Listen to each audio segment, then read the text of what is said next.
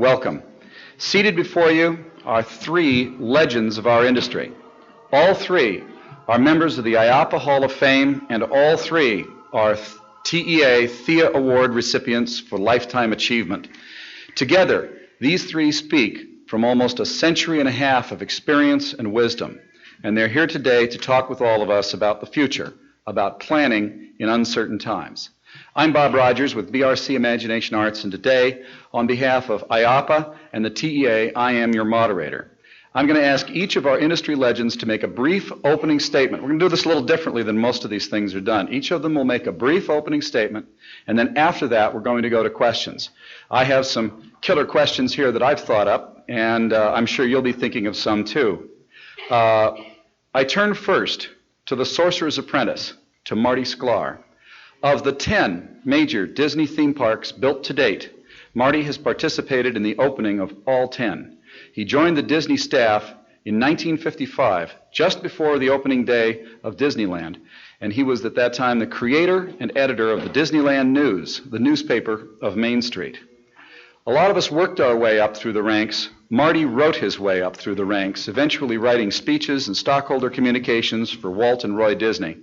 Since the 1970s, he has been, and remains today, the overall creative leader of Walt Disney Imagineering. Naturally, I was curious as to what Marty was going to speak about, so I asked him, and he sent me this note. Dear Bob, regarding my talk, just purchased a new Random House Webster's Unabridged Dictionary. Really great. Over 315,000 entries and 2,230 pages. I plan to read from it as the main thrust of my talk. So, with that thrilling introduction, please welcome the man who launched my career and 1,000 or so others, the Sorcerer's Apprentice, now a master, industry legend, Marty Sklar.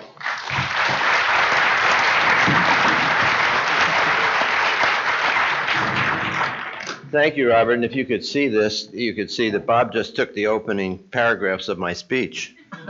Sorry. But I added that I wrote it as a joke, and that the joke actually happened to me because here's the uncertain part. You know, planning in uncertain times. Here's the uncertain part. The dictionary is 8 3/4 by 11 1/4 inches. And 3 1/4 inches thick and weighs 9.42 pounds. And if you drop it on your foot, as I did, surgery may be required. So guess who the joke is on? So rule number 1 in uncertain times, play it safe. Do what you do best, the best that you can do it. And don't try to carry everything you know everywhere you go. I really didn't set out to quote from Webster today. The truth is, that my first thought was about a talk I heard during the first year when George Millay and I were, I guess the word was students sometimes, right, George? Were students at UCLA half a century ago. It was called My Last Lecture, and the speaker was a former English teacher named John Wooden. You may know him better as a basketball coach who won 10 national collegiate championships at UCLA. As I got to know Coach Wooden when I became sports editor of the Daily Bruin, the student newspaper, I realized that although every game was filled with uncertainty, Coach Wooden spent every practice session, every backstage preparation, getting his team, his cast members, ready to face a new audience and a new challenge every time the box office opened. For Coach Wooden, it was all about doing your thing to the best of your ability every time you entered the arena. His forte was planning, consistency, and organization. Every team practice was actually scripted, minute by minute, like a good story. And when the whistle blew after each drill, everybody moved on to what the master had decided to do next. Now switch gears and years forward to my new master at Disney, beginning in 1955. If anyone ever found the formula for surviving and eventually thriving in uncertain times and circumstances, it was Walt Disney and his brother, the financial and administrative genius Roy O. Disney.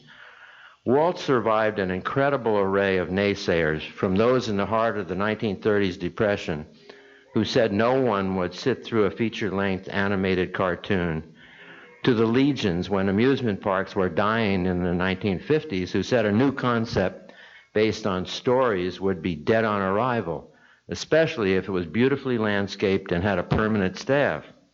After all, the crowds would trample the flowers and the staff would steal you blind. Well, here's where the lessons of my two masters converge. Where Coach Wooden's planning, consistency, and organization eventually won out.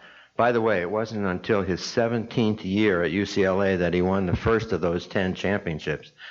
I found Walt's system already in place, and it was based in good times and bad on planning, consistency, and organization, with a ton of creativity constantly tossed into the mix.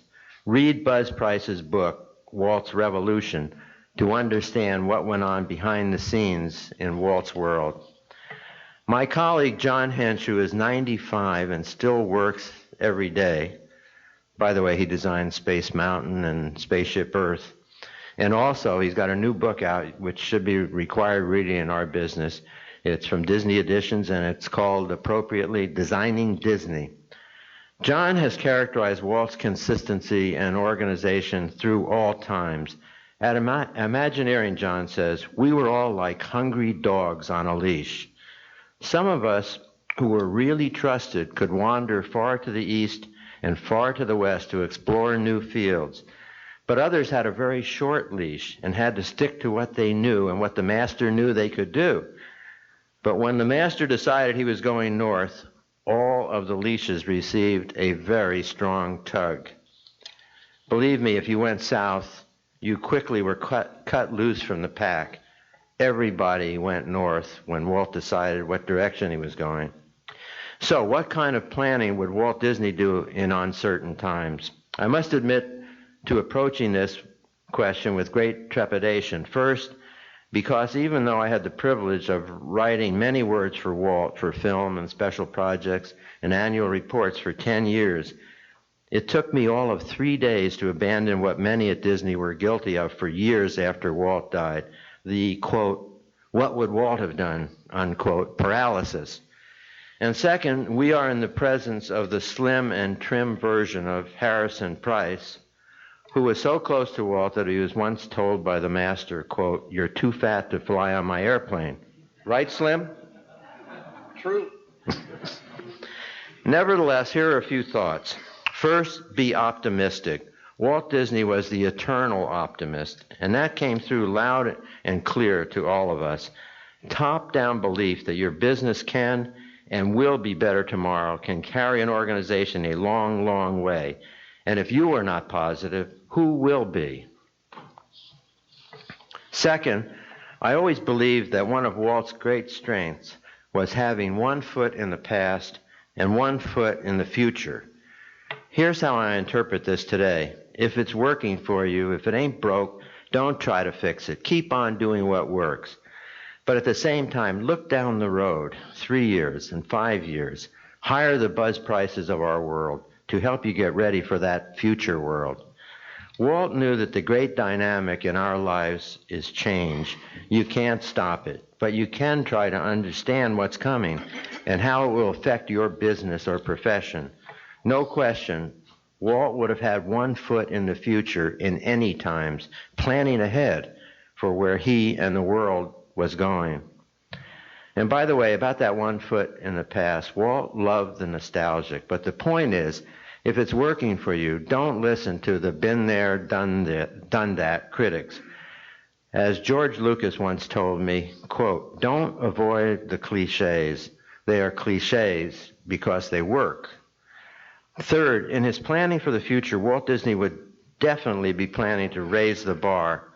And by the way, Disney and the Imagineers have not forgotten this lesson from the master.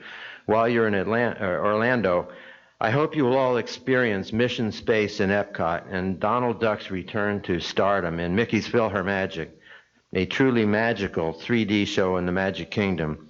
The bar has been raised again in the Walt Disney tradition. Raising the bar does not necessarily mean spending the most money. It's amazing how much energy and fun some of the little things can bring to your operation. Some of the most exciting things Imagineering is doing today are being created by our R&D group. Pal Mickey, a talking toy that's your tour guide and corny jokester on a trip through all the Walt Disney World parks.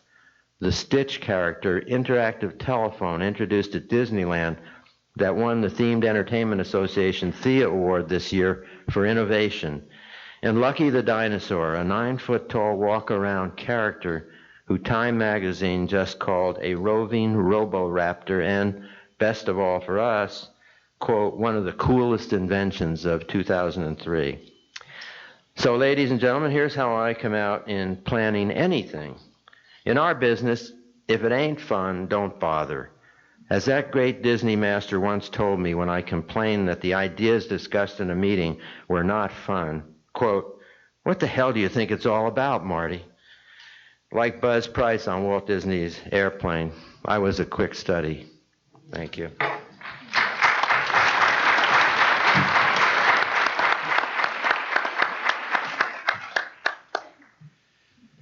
Harrison Buzz Price's first work in this industry was 50 years ago this year. Marty's will be 50 years ago in another year and a half. Buzz's first work was to help Walt Disney to size and locate Disneyland. A few years later, he and his team were the ones that chose Orlando for the Walt Disney World area. In other words, the reason you're in Orlando right now is sitting right over here. He personally pioneered and helped to invent the entire profession of economic feasibility for theme parks and attractions. He created and named its metrics. He created its formulas that all of us use today. He was the founder of that industry's leading company, ERA. He later left ERA and became their friendly competitor and sometimes collaborator through his company that's still active today, the Harrison Price Company. As I said, he did the original economic studies that helped shape Disneyland, but also City Walk and Marineland. His studies helped to grow Knott's Berry Farm, Universal Studios, the Ripley's Aquariums, Six Flags, and so much more. During all of this, he was a central participant, side by side, with the founders of our industry, people like Disney. He knew their hopes, their dreams, and most important, he knew their numbers. And he wrote them all down. So this is his book. It was just published a few days ago, and it's called Walt's Revolution by the Numbers. You can get a copy right here at IAAPA and have the master sign it. They're for sale in the IAAPA bookshop, and there's a flyer at the back of the room, or will be on your way out, that'll show you, that'll tell you when you can, where you can get it out. If you don't see somebody handing them out, then look for them on the table, and then you'll have an autographed first edition. So now, ladies and gentlemen, the man that Walt Disney once claimed was too fat to ride in his airplane, industry legend, Harrison Buzz Price.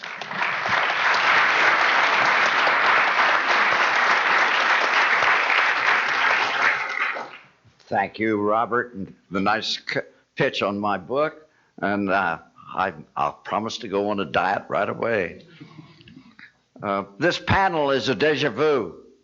As you can see from the picture, I have been on other futures and planning panels with other people here. For example, you can see at a performance at the Western Travel and Tourism Association at Mission Beach in San Diego.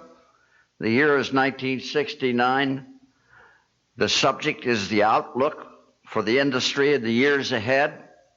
The protagonists are George Millay and yours truly, along with Ed Ettinger, formerly with Disneyland, MCA, and other parks, Doc Lamont, formerly with Disneyland, Cedar Fair, and Magic Mountain, Denver, and Hall of Famer Charlie Thompson, formerly with Disneyland, Freedomland, Magic Mountain, Denver, and Six Flags, Dallas.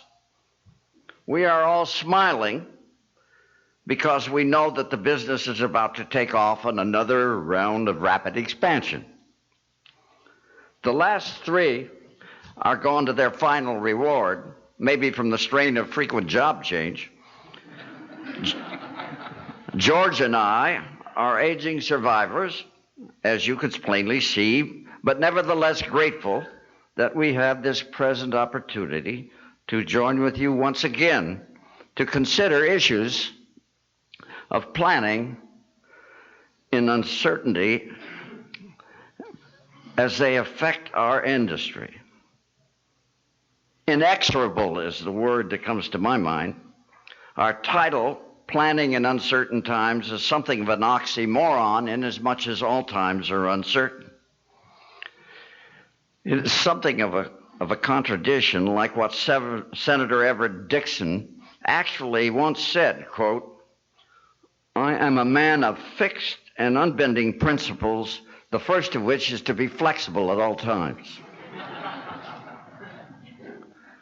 The hazards of planning and projection are dealt with in a poem I read in the obituaries of the LA Times last month.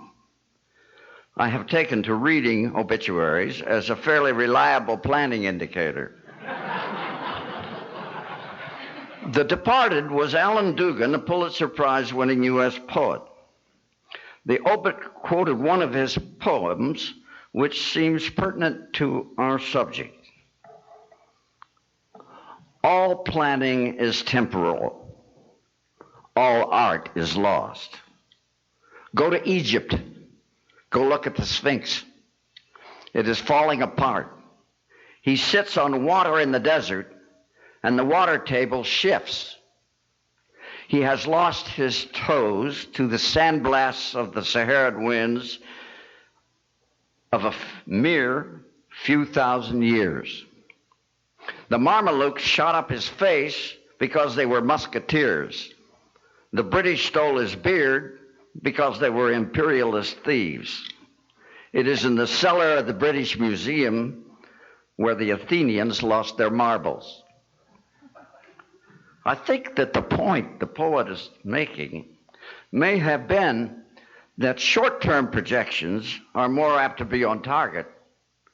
The standard error increases as the square of the time span. So let's hear it for a rolling 3 to 5 year moving average revised annually or semi-annually. A corollary,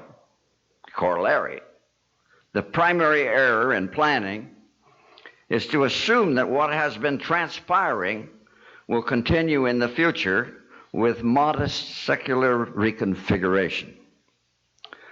My new book that Bob so generously plugged has a subchapter on the art of long-range planning. We call it by its acronym, LRPS, LRPS, Long-Range Planning Services. The object of LRPS is to understand the gap. This does not refer to a dental problem or hip clothing. The gap is the difference between where you are heading on your baseline effort, assuming that you are managing well what you ordinarily do, and a level of higher aspiration, where you could be going if you respond to a challenge to maximize your resources of skill, money, people, time, goodwill, and other assets. This target of aspiration is articulated in a long-range plan, and by difference from the baseline, it establishes and defines the gap. The two main methods for filling the gap are geographic expansion and or functional expansion. And these two objectives can be met by investing in R&D expenditures in a search for new services and products, acquisition of new capabilities which expand functions or geography, or internal development that does the same. It is my belief that LRPS, LRPS, Long Range Planning Services, is utterly essential to avoid drifting. It is the twin sister of CAPEX management, which determines the need for dollars of new investment or reinvestment. LERPS defines the alternatives for implementing CAPEX investment targets and avoiding drifting. One warning, I once did a long-range plan for Continental Oil that presumed the necessity of growth as an alternative to decline. At the end of the presentation, the client, the president of Continental Oil, John McClain, a former dean of Harvard Business School, beheaded me and my partner Bill Lund on the spot for recommending a target of growth without, as he put it, adequately recognizing profitability as a controlling variable. He rejected our growth target. He called it growth for growth's sake, without adequate concern for ongoing profitability. His position was that you don't set an arbitrary rate of growth. His idea was to define the expansion programmatically with due consideration of the impact on operating profit and let the resulting program determine the rate of growth. That was 35 years ago, and I never forgot my humiliation. It is still a pithy message for those who would like to survive long term.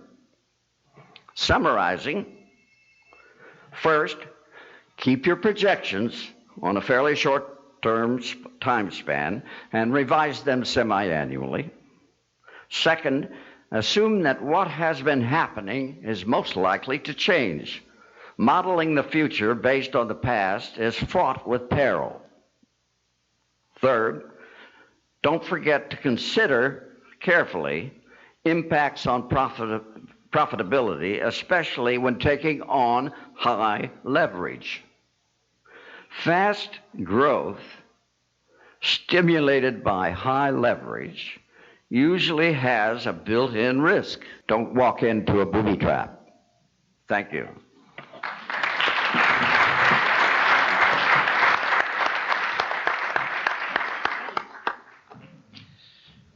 In the history of this planet, only one person can claim to have invented two major formats of our industry.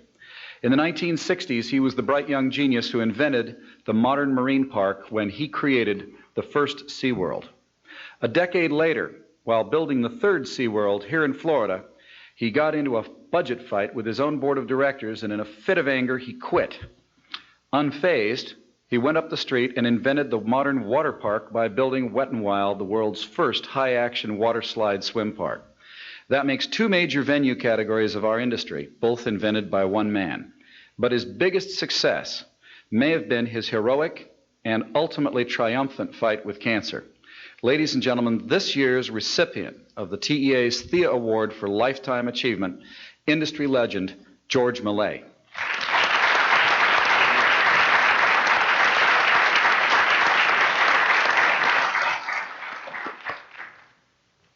Thank you, Robert, for that very intriguing introduction. I appreciate it. I've given quite a few talks, and I've learned to bring this along for the audience. It's no dose, so if any of you fall asleep here the next 5 or 6 minutes while I'm pontificating on how little I really know, you can come up here and grab one of these and stay awake. By the way, Buzz, the obituary column is called in my district the Irish Sports Page, so I read it frequently.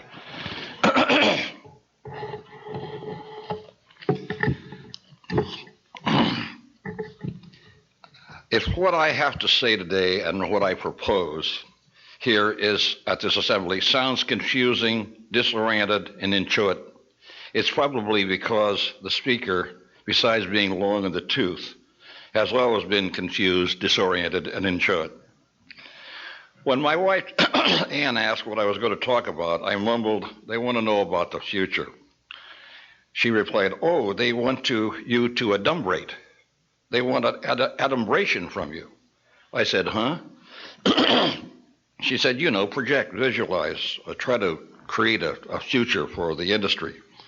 I never heard of that word, I said. She said, of course not. You went to UCLA. All they did is taught you about weather balloons and smog. My father paid for my tuition, George, and sent me to a private Jesuit school where we studied English and all the ramifications of this great language. I said, big deal. So I'm not going to try to address the future with a degree of accuracy. We'll leave that to Buzz. I didn't understand what half he was saying, but the market is so diverse, I can't keep up with what's going on now, so why try to predict the future? But I can tell you what I would be looking at, what I would be investigating, and where I would be putting my limited capital and energies into if the clock were turned back 30 or 40 years and old Red still had some fire in his belly. First, I'd like to address a couple of areas that I believe warrant attention by young potential entrepreneurs. And then I want to close with a few words of advice on putting a deal together, which I have entitled The Do's and Don'ts for Dummies. Although immensely popular, America's harbors and riverfronts have been neglected by our industry. True, we have exceptions, Roush, Baltimore, Fisherman's Wharves in San Francisco, Seattle, casinos in Shreveport and Vicksburg. But I don't think they don't impress me too much, and I don't think a great deal of thought and imagination and creativity has gone into them. In general, ports have been left to harbor cruises, ethnic seafood restaurants, and small merchandise centers that haven't presented a new look in over a century. There is something magical, bewitching, and mysterious about harbors and ports. They are visited and enjoyed by hundreds of millions, but rarely do the visitors leave their car except for a longer look at a snapshot at a particular vista. I think opportunity abounds here, not for the majors, but for the developer who is comfortable in the $10 to $20 million range. New concepts and attractions that compete, that complement the surroundings, yet entertain the visitors, have to be Imagineered and developed. So often we see an aquarium or a maritime museum standing by themselves in our harbors. Long Beach, California, Newport, Kentucky, Boston, for example. They have pleasing exteriors. They have a pleasing exterior look about them. Their appearance makes the architect and the local mayor happy, but that's about it. They need a lot of help, show and entertainment-wise. They need and could support a cluster of small complementary attractions that would appeal to a broader base. Their management is arrogant and clueless. It's not their money. They have, however, an attendance base that could be expanded and, more importantly, tapped for additional spending. We need to come up with a concept for an aquatic family entertainment center, not a water park, not a carny, comprising activities that are aquatic-oriented that cannot stand by themselves, but when placed around an aquarium, a museum, a bird show, specialty act stadiums, parrot jungles, etc., would appeal to everyone in the family and create a 2 or 3 hour destination. Curatorial types from all disciplines have fought fun in their domains for decades, and so they remain stashed away in the gloom of a poorly attended, physically decaying, and financially insolvent institution. The resurrection of these facilities by an infusion of fun on property immediately adjacent to them is an opportunity waiting to be created. I think some industrial youth of our nation would do well to investigate the further potential of our harbors and waterfronts. The application of just a few popular aquatic activities in the right areas would prove most profitable to their careers and to their pocketbooks. Visit Galveston, Jacksonville, Savannah, Fort Lauderdale, Long Beach. They're crying for new ideas. Someday, somebody once said, "Go west, young man." Millay says, "Give our harbors and waterfronts a closer look. There's gold in them dark waters." Now, my second long dissertation goes like this. I'll go over in a few minutes. How many times have you heard, and you and your associates sat around and bitched about the short season? I'm not talking about the extended school calendars. I'm talking about that dang blasted, cruel, unforgiving, long-lasting curse we call winter. It's there year after year. It's worse than death and taxes. Wouldn't it be great to run a business that makes money year-round? For the most part, except for Florida and California, plus or minus 100 days and nights is about all most of us get in which to make a few bucks. After Labor Day, we shut down the park. We go to IAAPA, then hunker down with Mama for the winter. October, November, December, January, February, blah, blah, blah, all down the drain. Yet do our customers dry up and go away? No. They are at home hunkering down with Mama also. They are soon restless and crave for activity and entertainment. The kids are climbing the walls. They want to be active and they want to move around. But they want comfort, they want order, they want safety as they yearn for excitement and action. They have money to burn, but nowhere to spend it. That is, unless they come down to Florida, and that's no help to most of us. By blending polyester, lycra materials in downfill, the garment industry has produced lines of winter clothing that now allow families to comfort for hours in temperatures unthinkable for outdoor activities a few decades ago. Mother no longer has to fear of Junior catching a cold or worse, and the lovable little monster can now be snug as a bug in a rug when cavorting with his cousins and buddies in your parks at 25 degrees temperatures or less. So why not a winter park? Too long our industry has dodged this concept. Not a veiled ski resort, not a fancy ice rink around Little Nell, but accumulation of winter activities so that the blue-collar worker and their families in their own backyard, so that can be entertained in their own backyard.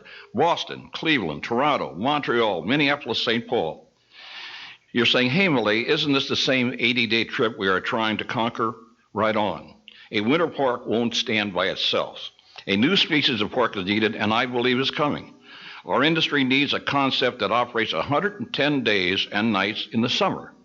It closes after Labor Day and converts to a winter portfolio during the September-October period, then opens as a winter park after Thanksgiving. It would operate evenings, weather permitting, all winter, be open for daytime operations, weekends, Thanksgiving, Christmas vacations, holidays, and in some areas, even through the Easter break. The parks need to be located in latitudes that allow for snow manufacturing a good percentage of time during its winter season. In good northern locations and with good marketing and sales, coupled with a warm, cleaning, and exciting array of activities, operators should squeeze another 90 to 100 operating sessions out of this winter park.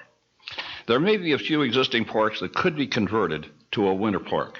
I've always thought SeaWorld of Ohio would make an excellent candidate for conversion. Gene Mulvihill of Action Park, New Jersey, came close to achieving a good winter operation, but he placed too much emphasis on skiing. Gene was way ahead of his time. When making a decision to build a dual-purpose summer-winter park, careful consideration must go into the original design. All facilities must be able to contribute to a comfortable winter and summer operation. Parking lots, restrooms, snack bars, staging areas, all must serve the needs of the guests so that after tubing, tobogganing, sledding, ice skating, cavorting in the snow, they can stay warm and lounge in comfort. As a winter operation, the majority of attendance will be generated after 5 p.m. Thus, creative and exciting lighting is all important. Your lighting presentations can make or break you, make it a priority. Sales and marketing programs will abound. You will get 2 cracks at your guests. Your season pass holders now have annual pass holders. It goes on and on. Your management is productive. Your fixed monthly costs are covered. So a large percentage of your gross in the winter should go to the bottom line. I sincerely believe that enough winter activities exist that can be incorporated in making a successful winter park. But what do you make of your summer presentation? What is its theme, its main attractions? It's still your bread and butter season, so what's the other side of the coin that you're presenting, Millay? It's there, I promise you, just waiting for the right mind to conjure. I'd love to divulge some of my thoughts, theories, and ideas on the creation of the summer-winter park, but my wife won't let me. So as my old buddy Gary Zerker used to tell me when I questioned him on what a certain vague paragraph in our contract really meant, he used to say to me, George, That's only something we explain on a need-to-know basis. And right now, George, you don't need to know. I hope that was a little too rough. To you, some of you, many of you, I believe, want to own your own park someday. A few of you will. Let me share with you some do's and don'ts I have developed over the years. And let me first state that I have violated every one of these do's and don'ts many, many times, always to the detriment of my financial well-being. So don't think me pedantic as I ramble through a history of bad deals. Do. Always try to buy the land you are developing. Leases are great, government, etc., but can be self-defeating. In the long run, your ideas, hard work, and capital first create wealth for the landlord. Point 2, do. If purchase of the land is not possible, get an option to buy at a future date for 2 or 3 times the original price, if necessary. Lots of landlords are land poor. If you can't arrive at an original purchase price, the chances are he will go for an option at a price he thinks is high. But spinning turnstiles sometimes make that new number look cheap. Don't forget, as soon as you ink a deal to spend substantial capital on a particular parcel, the price of the surrounding property just escalated. Do, when developed, try to acquire options to purchase the surrounding land. It's easier and cheaper to acquire options on surrounding land before you start construction. It's a sad fact that more money is usually made on real estate than in park revenues. Do, bargain hard with real estate developers. Many new parks are built on parcels owned by major real estate companies. They act enthused about your deal, but what they're really looking at is what your product will do for the rest of their property. So use your ideas and capital as leverage. Do get a non-compete on the surrounding property from your landlord, as diversified and as encompassing as possible. You don't want a Baskin and Robbins across the street or a huge t-shirt shop next door. Don't ever agree to a raise in rent that is tied to a fixed dollar. The future is tough enough to ponder, but to think, oh, we will never gross $20 million 10 years from now, let's go ahead and give him a bump, is like playing Russian roulette. If your percentage rent is a good deal now, don't mess with it just to throw the landlord a bone. Landlords have short memories. Never, never, never feel sorry for the landlord. Sooner or later, he will be your enemy. If he wants a favor from you, not currently covered in the purchase or lease agreement, get a concession. And by the way, his heirs may not be that easy to deal with either. Many of us are creative operations people, and we get a kick out of concepts and entertaining people.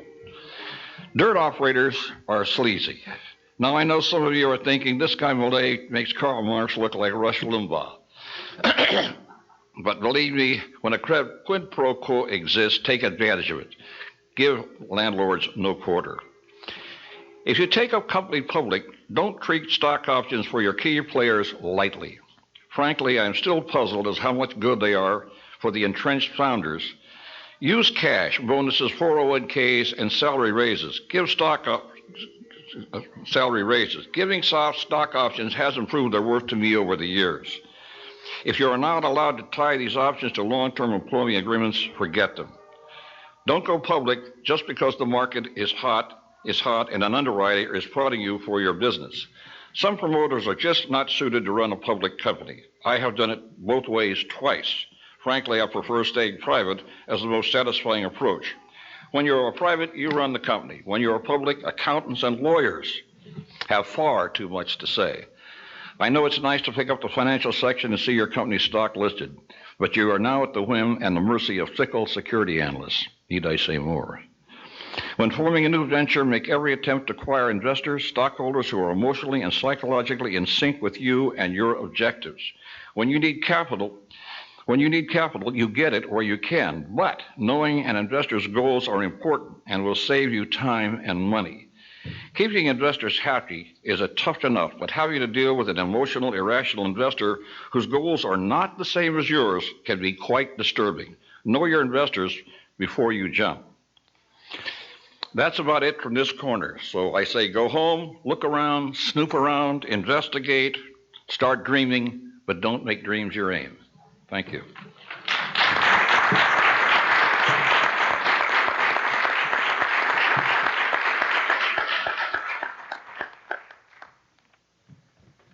Okay, I've got the rest of this is fairly informal. I've got some questions here that I want to ask.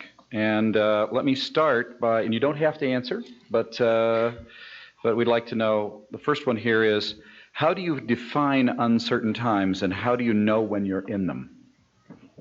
Anyone? I think Buzz's answer was the best. I mean, it's always uncertain times. I mean, because unless you have that crystal ball and can predict what's going to happen tomorrow, it's uncertain. Scoot this back there. Just a little closer. Could you repeat that? Yeah, I just said that Buzz's answer was, I think, the right one, that it's always uncertain times, because unless you have a crystal ball and can predict what's going to happen tomorrow, and find me that person, please, it's uncertain what's going to happen down the road. All you can do is do your best planning for really think about what's going to happen 3 to 5 years from now. Anyone else? Okay. Sure. I think, what Marty's talking about, he went through it. You talk about uncertain times, 1974, 75, 76, when we had the oil embargoes and the whole country, Watergate, the whole country turned upside down. High interest rates went to 14, 15%. Those were that was the most uncertain time I've ever witnessed in my lifetime, and it's hard to plan for something like that. You just don't know when the major government's going to start moving, and you have no control over it from there. And then it's nice to have as many options, as Marty says, have as many options as you possibly can.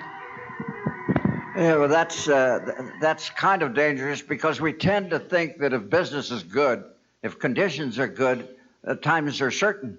If business is lousy and things are going to hell, then it's uncertain.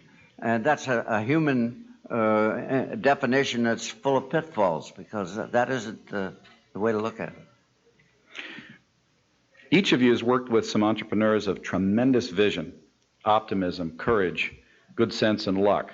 And in spite of the fact that they're facing just what you said, the fact that all times are uncertain and you really can't plan that far in advance, these are people who had the vision and went ahead and did big things.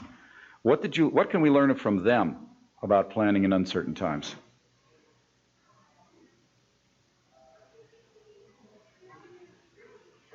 I guess nothing.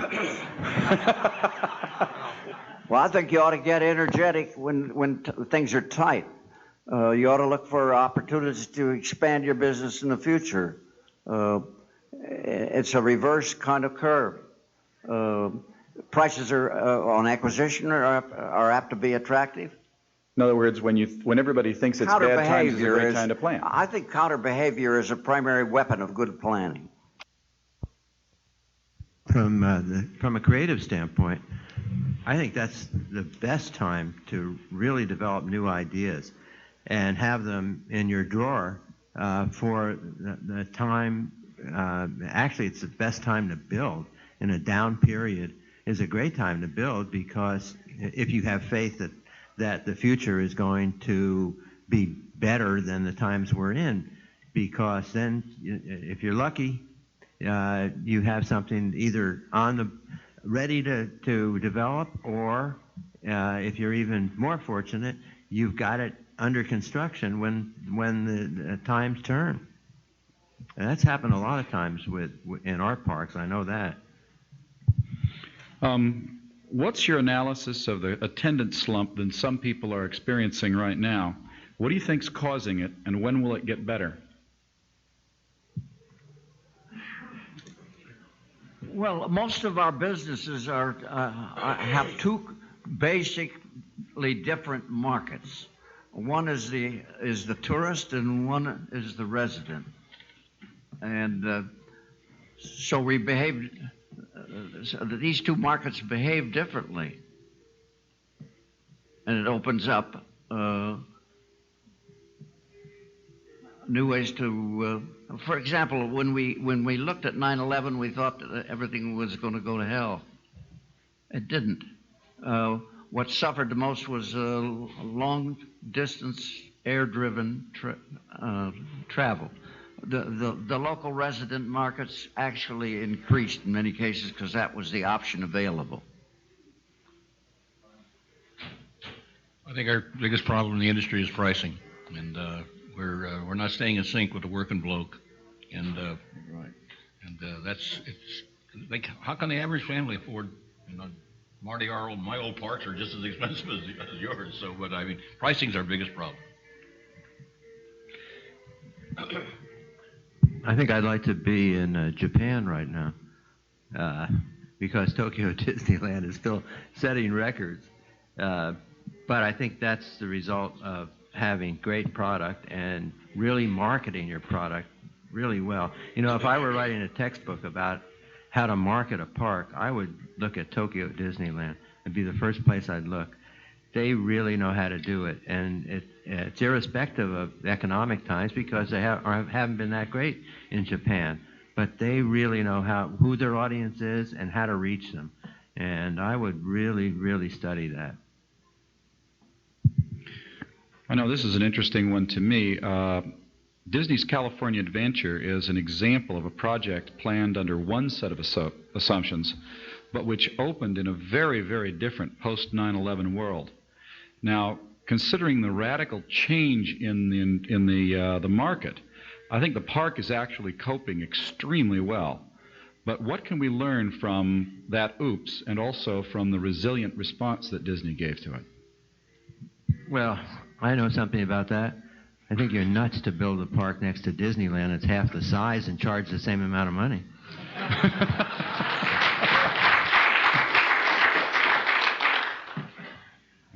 Anyone else could adventure on that? I think they waited too long. They first studied the second gate in Disneyland in 1961, and many times later they studied it, and finally they got around to doing it. And I think that there was a conscious decision to pour money into Florida as opposed to California, and I think they made it more expensive to do the second gate, and by waiting? It was a mistake. They made it more expensive by waiting, or by waiting, it became more expensive to do the job. Okay. Working with creative people is said to be like herding cats. In 10 words or less, what's your recipe for catnip?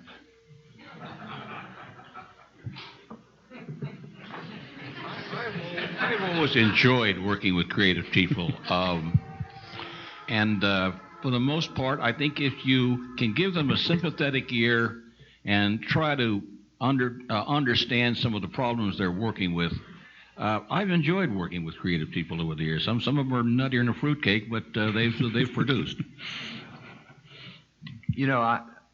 I have a very strong feeling about this, and I think the one thing you have to remember is all of us who create for this business want to see what we create built. And so there's a theory that creative people don't like to know what the budget is because they'd like to have whatever wild idea they have, they want to develop it, and they don't want to know what the schedule is. Totally wrong. Creative people want to know what the box is. They want to know what the budget is. They want to know what the schedule is. They don't want to come up with something that nobody's going to build. So you give them a structure. And when they understand that and understand what the ground rules are, you'll get a great product within that box. And I think there's a very, very wrong theory about creative people. Yeah, there's wild ones, and those are great. You want people with wild ideas to stimulate you. But the big thing is really give them something that you can build. Give them a budget, give them a schedule, and make sure they understand that when they start. And then get some good catnip, right? Each of you has at one point or another been in a position where when you say go or don't go, You drastically changed the employment status of hundreds and perhaps thousands of your coworkers and colleagues. How do you sleep at night? How do they sleep at night? And what is your current sleep advice?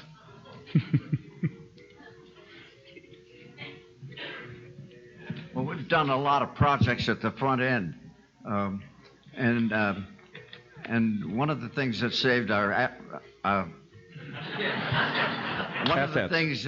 us from trouble was the fact that 2/3 of our projects didn't get financed. But when you do see your client take a risk, you do your damnedest to work on the project to see that the numbers are in balance, that there aren't horrible errors in capacity throughput, the ability to generate revenue that will sustain a capital investment. Balance is what we strive for in the numbers around a new project, and you're right. It keeps you awake.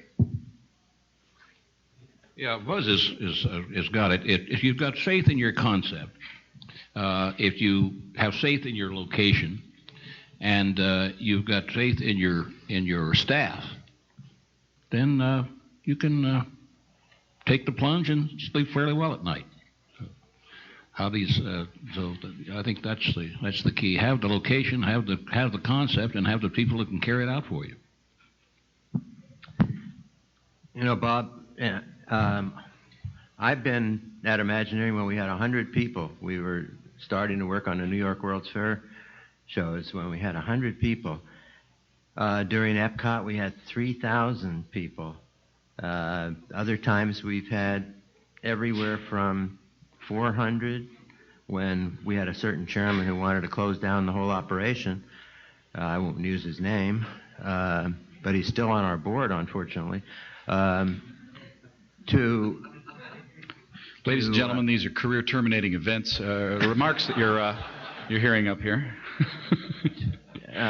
But you know what? This is this business. You want to be in this business. It's going to fluctuate, and there's going to be projects that get turned on and projects that don't get turned on, and we all recognize that. You know what? You do your best you can every day. You and treat your people as best you can all the time, so that they want to come back to you after they've gone away. And if you can do that, then I think you have created a belief system with people so that they trust you. And if they trust you, then I think they understand that in this business, projects get turned on and projects get turned off. And I think anybody that's been in it for more than 2 weeks knows that. I know. I've shared a story of my own about Buzz. I invited him to a little mini charrette one time. We'd set aside the day, and we got as far as the opening sentence of the client where they explained that this thing was in so-and-so city. And Buzz says, "Oh, that's a crock of something," and then proceeded in the next 5 minutes to explain why it was impossible. And that was the end of the one-day charrette, 5 minutes into it. And I was not real happy with Buzz at the time. But, of course, if we'd built the darn project, it would have failed, and then we all would have looked really bad. And as it was, Buzz made a friend for life with that client because he'd saved that person millions of dollars. Gentlemen, what do you imagine? I'd like you to use your intuition now. What do you imagine will be our industry's biggest problem 10 years from today?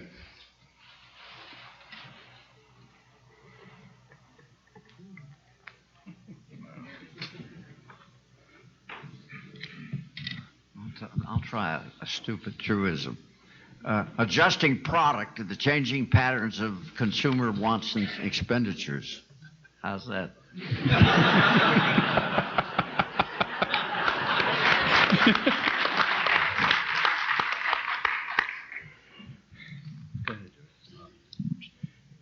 Being a little facetious, I think, but if the trend continues, I think the American population will be too fat to enjoy outdoor recreation.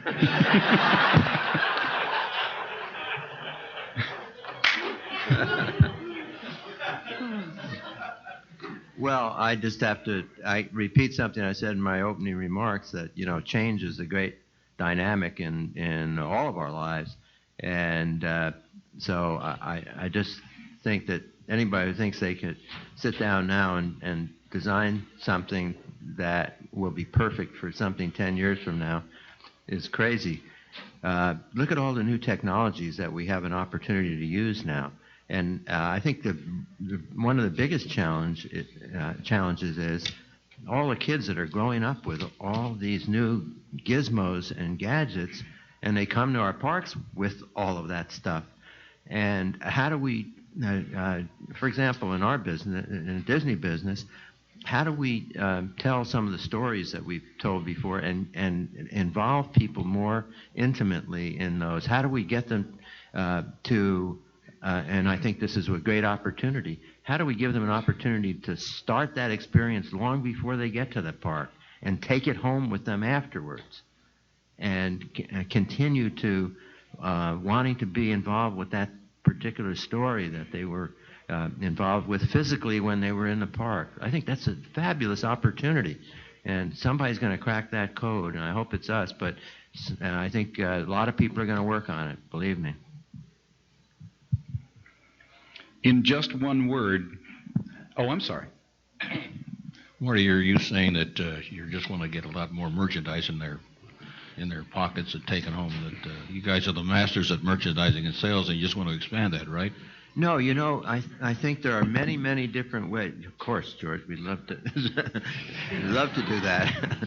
But there are so many ways that you could participate in something that physically is happening in your park from your home long before you go to the park, and then take away something from that experience that you want to continue after you get home. And I think technology today is giving us those opportunities. And I think that's a really, really big opportunity in our business. Okay, now in just one word, how do each of you feel about the year 2015? I hope I'm alive and in good health. Second the motion. I'll still be the kid on this panel in 2015.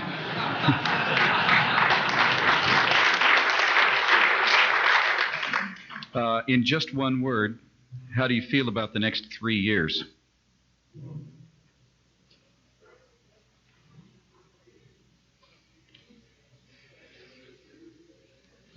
Uncertain times. You know what? I'm excited about it because in 2005, Disneyland's going to be 50 years old. Can you believe that? 50. And we're going to have a lot of fun celebrating Disneyland's 50th. Now, that's only 2 years, but it'll be going on for more than that. So 3 years from now, we're still going to be celebrating it, Bob. I'm excited. I'll be 85. So what the hell? I think I'll go build that park that George was talking about that operates all year with no seasonality ever. It's coming. Okay. After each of you have passed the torch on to this next generation that's following you, and those of us still working stumble forward without your guidance and stabilizing wisdom, what do you think we are most likely to screw up or forget about?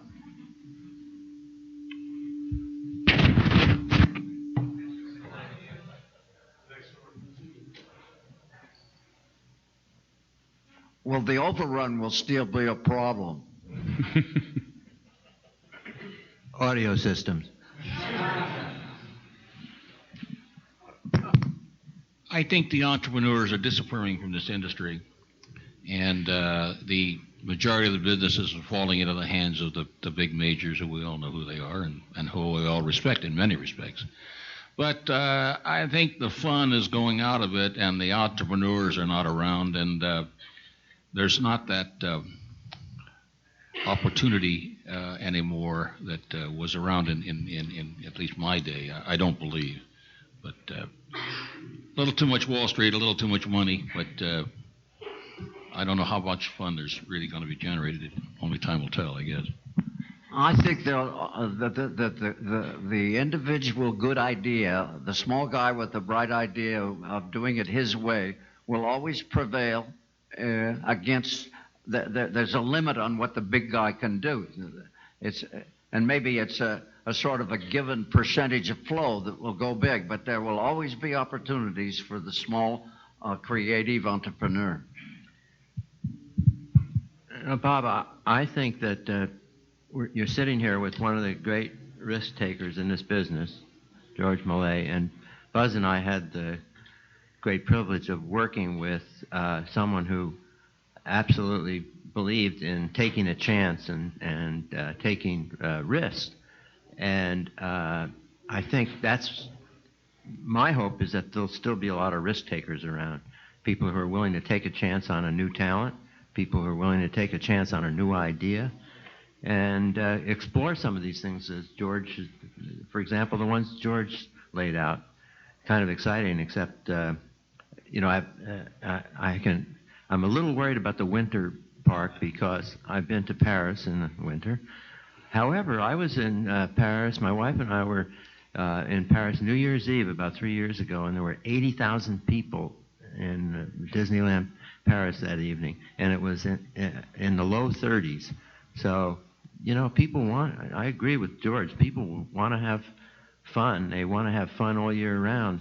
And I have my son and his family live in Helsinki. We go there every winter. Believe me, there's a lot of people looking to have fun in Helsinki in the winter. But I'm not sure you want to be outside.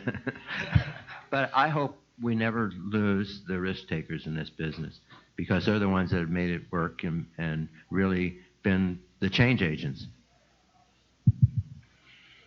What is the biggest mistake that new entrepreneurs and developers make when approaching a project?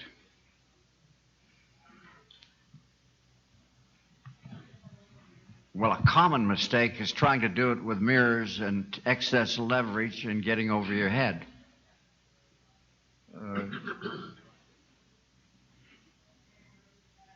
There are other mistakes. Give us a mistake. Yeah. Well, here's an expert on that. I've seen this happen time and time again with young entrepreneurs with some good ideas. Their projects are too big, and they can't raise the capital.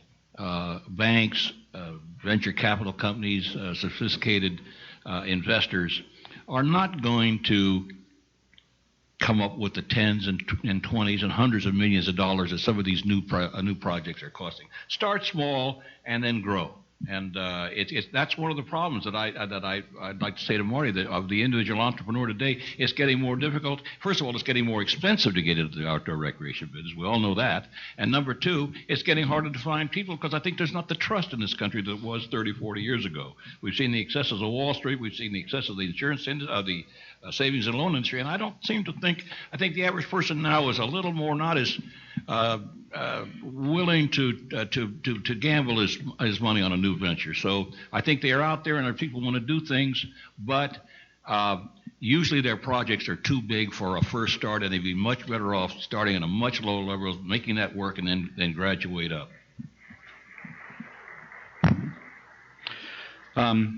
That's sort of a nice segue into the notion that lately we've seen quite a bit of consolidation in our industry. And do you think that eventually the chains will start wiping out the individual or the independent operator? Or is this a trend? The pendulum will swing that direction for a while and then swing back. Any thoughts on that? I personally believe that individual small segment of the business that stays independent will not get eaten up by ever encroaching amalgamation, acquisition, and so forth. I think it'll always maintain. Anything else? What Karen Burke, I guess you're talking about Six Flags and Karen Burke. What Karen Burke has done is absolutely amazing to me. I don't know if he's made the right move, but certainly the man has got to be admired for his imagination.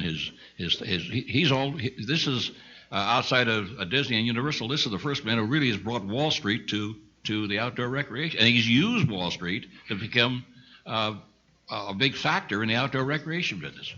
Where he's going to go, I don't know, but he's certainly. I take my hat off to him on that side, that he's done an unbelievable job of acquisitions. It was a world's championship effort, and when you stop and consider that he parlayed that huge empire of 36 parks off of one little park in Oklahoma City that was in a REIT and a secondary level of activity in the REIT. I've got some more questions here, but I'd like to open it to questions from the floor. I'll try to repeat. If you can't get to the microphone, then I've got a question here. Gentlemen, what are some of the great, just if you wouldn't mind naming a few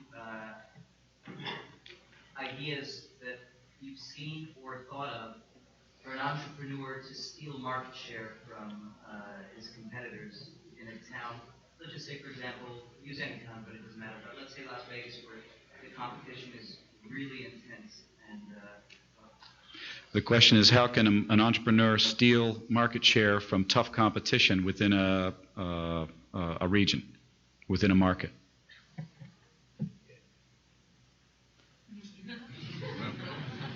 I've been in the Las Vegas market. We've busted our pick in Las Vegas for 20 years. It's a tough market. People that go to Las Vegas go there to gamble and to sin, and they're not interested in your and my type of recreation, I'm afraid. But Vegas is a tough market, and most people don't think it. Most people don't realize it until they find out the hard way. And in some ways, it's a forgiving market because people are willing to try things there that the price of failure is not necessarily fatal, because you're serving a great thing, which is gaming and mammon. And if you can bring more money down to the table by the thing you do, it's forgiving. The best example of that is the MGM amusement park that cost $150 million and didn't work from day one. They just took it out. Well, I think to think that you couldn't steal from somebody else is to think that no one can come up with a blockbuster new idea, and I don't believe that. I think there are great ideas out there. How you get them financed is not my bailiwick, but I think that original ideas, if they can find a market, are always, we're seeing them all the time.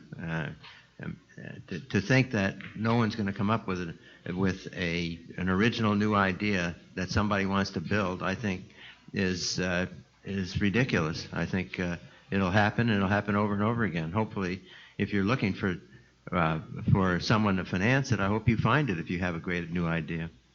If you're listening between the lines, George just gave everybody in the room a brilliant idea. If people go to Las Vegas to sin, create an all-adult theme park based on sin.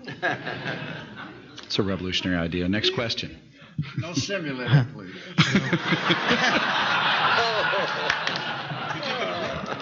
Howdy. I just want to ask, it's maybe a small question, but what skills should one have to be an Imagineer?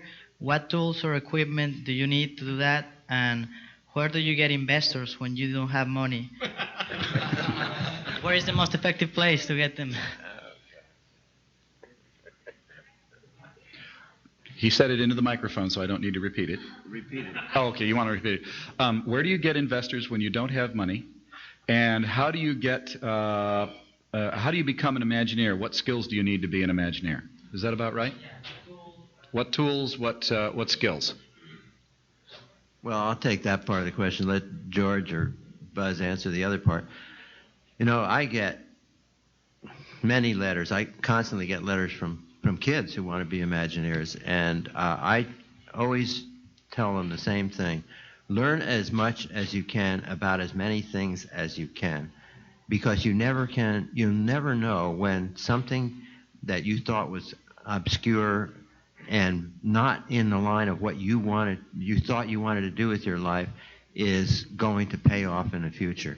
I think it's so important to have experiences and try new things while you're young, especially, because that will lead you in paths that you never thought you'd get to before. And I know on our staff at Imagineering, I could name you many people that are not doing anything like what they thought they were going to do when they went into the particular line of work they are in now.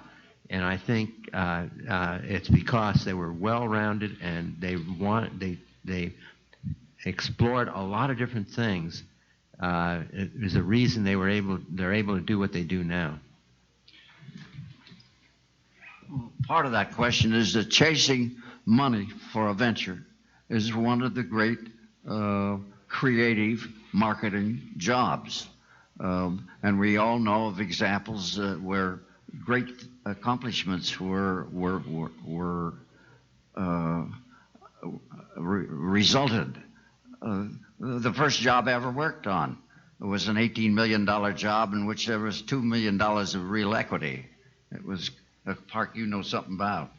And everything else was done with mirrors and creative relationships, leases, commitments to deliver a nice product later, and all kinds of creative devices for getting contribution to the capital required.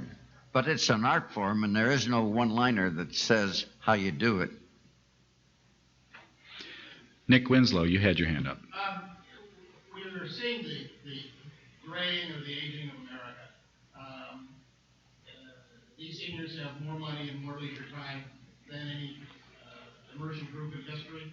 They're also the generation that grew up on Disney and Universal. They are part people. And yet, other than Disney, I don't see our industry really gravitating or trying to attract them back into the fold, in real honest.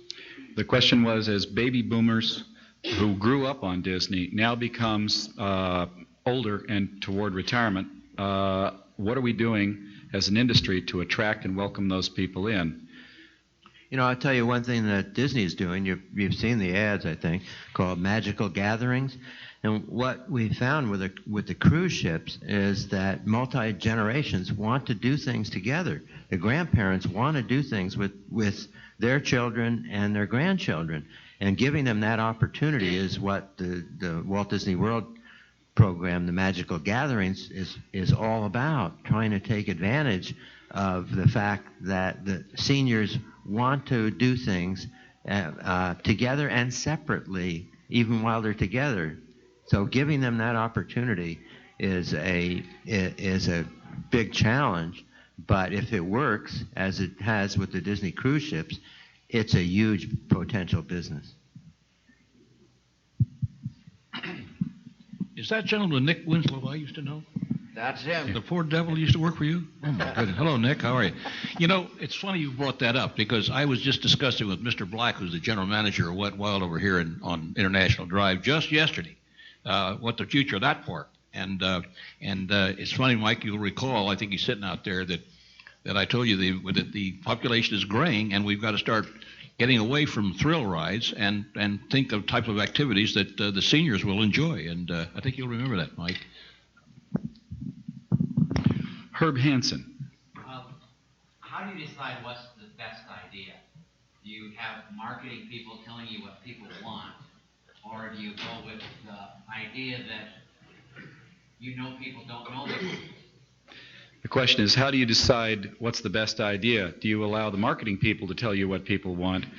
Do you steer by looking in your wake or somehow setting a new goal for yourself, I think is the essence of it. Well, the first thing I think I would recommend is shoot all the strategic planning people. Well, can we beat them up first?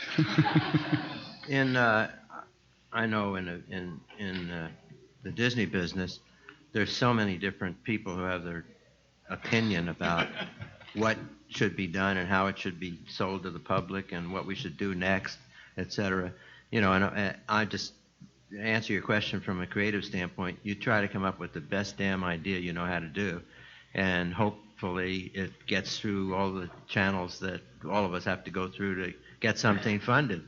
And that's true inside Disney as well as an entrepreneur trying to get something, somebody to invest in their project. So, boy, I'll tell you, the best ideas somehow get to the surface. I mean, I'll tell you, when we did the first version of a space pavilion, it was Pat Scanlon's out there. What was it, Pat, 1980 or 81? Yeah, and when did it get built? Yesterday. But you know what? I'm sure glad we built this one and not some of the others we came up with. The best idea finally got there. The questions. You know, Matthew Martin. Excuse me. I'm sorry. Oh, I figure. You're next. People who are idea people usually don't like other people's ideas, and they're jealous. They think that.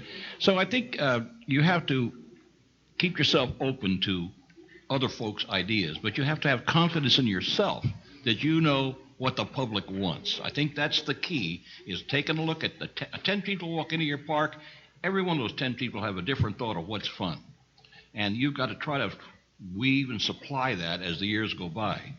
And the other thing is that you can't always hit a home run on new projects and new rides or new developments. You can hit singles and doubles. So, a Mickey Mouse comes along once in a century. Shamu comes along once in a SeaWorld's life.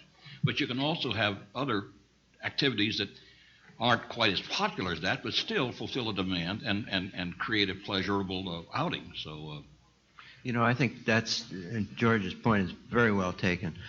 I think one of the problems we all have in this business now is the attitude that only blockbuster things can be marketed. I don't believe that at all.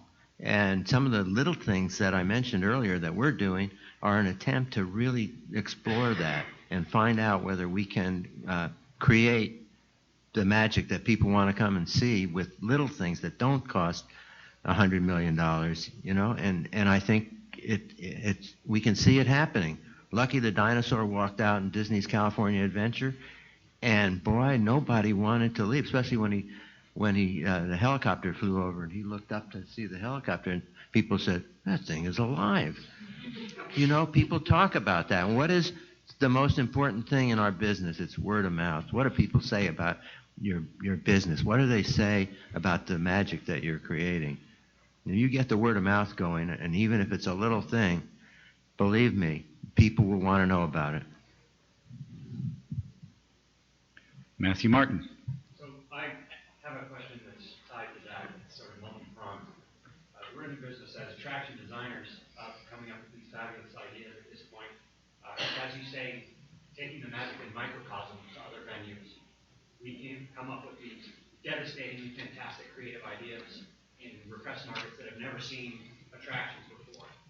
When we go and present that to them and we say, look, your attraction is going to see attendance that nothing has ever been seen before, and they say, okay, I want to study and I want to see comparables, and the only comparables they have are a ballpark or a hot dog stand. How do you empower the client to believe that your idea is so fabulous that they're going to sustain these numbers when their market sustains a 10th or a third? If I could rephrase that as, it's the old problem of I want something new, original, that the world has never seen before, and give me 10 successful examples. Well, we happen to have a couple of people who have faced exactly that problem. Buzz, would you like to talk about that? Certainly when you did Disneyland, what were the comparables that Walt had you dredge up in order to prove that this would work? Well, on Disneyland, the San Diego Zoo worked fine. It was a mass crowd. It had a double season, and it was a family undertaking, and it was the kind of thing that people didn't do every day. They did it maybe once every other year or something. And so that the numbers that were generated by the zoo actually gave a good behavior pattern for the new park that hadn't ever been built before. But how did Walt parlay that into proof that a non-zoo with rides and other attractions based sometimes on movie situations would work? He tripled per capita, and he doubled market penetration over anything around, so he was off and running. He was able to generate money to try new things. But how was he proving that in 1953 and 54? This is what I was bringing up earlier, that Mr. Disney had a track record in the movies and in creativity and books before Disneyland ever came along. So the bankers would listen to him because he had a good track record. And he didn't start by building Disneyland. He started out by producing small movies and then growing and growing. And bango, then he came and hit the Big Apple. George, how did you? I don't mean to talk for Disney. No, but how did you sell SeaWorld? There was an untried concept. Very slowly. Slowly. Actually, to be really quick, I worked for a year and a half raising the original capital for SeaWorld, and I was a failure. And what happened is Marineland of the Pacific, which was the big dog out there at that time in Palos Verdes, California, some of you know about it, they went public. And of course, they took their numbers and showed them to the whole world.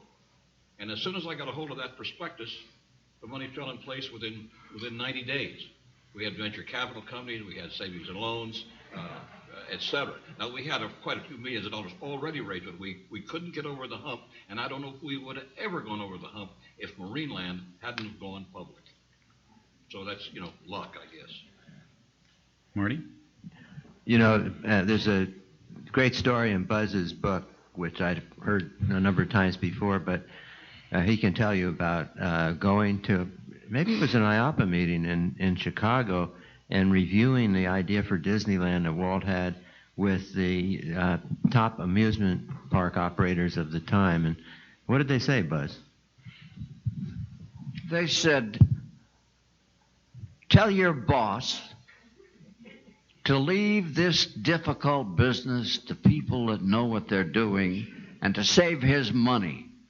People don't want the fancy frills, the non-earning elements that he is projecting in different parts of his park. And furthermore, he doesn't have open gates. He has one gate instead of 4 gates on every side. He doesn't know what he's doing. Help him save his money. Let me guess who that was. He lived in Chicago. Emil LaGrosse and George Roos? No? All right. Any of you folks ever know Emil LaGrosse and George Roos, the founders of Cedar Point? Oh, boy, what a pair. The naysayers were actually George Batt of Pontchartrain and Mr. Schmidt, who had the biggest park around with all the roller coasters in Chicago, and Ed Schott of Coney Island. They all were absolutely uniform that this whole program was fraught with peril. As I recall the story, when you got back and told Walt this, it made him very happy. Well, he was already building the park, and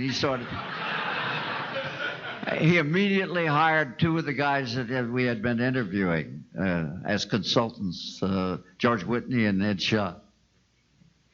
One more question here. This has got a 2-pronged question. Excess leverage on development. So that was one of the not to ever excessively leverage something we're building. What type of percentage should we have of the old capital versus leveraging to build something, and how quickly should we take something off? What type of lifespan? How much debt is too much? Sounds basically like it. Well, it varies according to the field, and it varies according to the growth rate. The savings and loan will tell you got to have an earning stream twice or 3 times what your debt cost is. I don't think you can give a single answer, but I can tell you one answer, and that is when your interest costs exceed your EBITDA, it raises a question, a red flag. So, but if you're growing like fire, then you can play around with excessive spending on debt money on the cost of debt out in front of when you are able to handle it. The gentleman touched on something that's near and dear to my heart, and that is in starting to create a new venture. The more of your own capital you can put into it, the better your chance of success in selling other people. Sophisticated people who've made money like to see the promoter have his own money in the deal. It's just the difference of night and day. If you're trying to raise $1 million in equity and you tell your people that you're soliciting, I'm going to stick $150,000 or $200,000 of my own money in this thing, it makes a very big difference than just starting with none. They love to see the promoter have his own money in the deal. Okay, I have one more question, which I've been holding to the last, hoping that it will catch these guys by surprise. You can worry about that while I say, first of all, I need a show of hands for how many people either already have or are about to go buy a copy of Buzz Price's book. Okay. All right, good. You find a flyer out there showing where and when, and if you miss the flyer somehow, it's for sale in IAAPA's bookshop. We'd also like to thank IAAPA and the Themed Entertainment Association for putting on today's program. Friday night of this week, the best party of IAAPA is the TEA party. You can find you can buy tickets for that through the TEA booth. Also, if you liked today's forum, and I can see from a large number of people that showed up and have stayed to the bitter end that you probably, you did like it. So you'll have something similar on Friday morning when the TEA puts on the future of themed entertainment. That's a very popular one. That's Friday morning. Ladies and gentlemen, can we please have one final round of applause for three amazing legends of our industry, Marty Sklar, Buzz Price, and George Millay.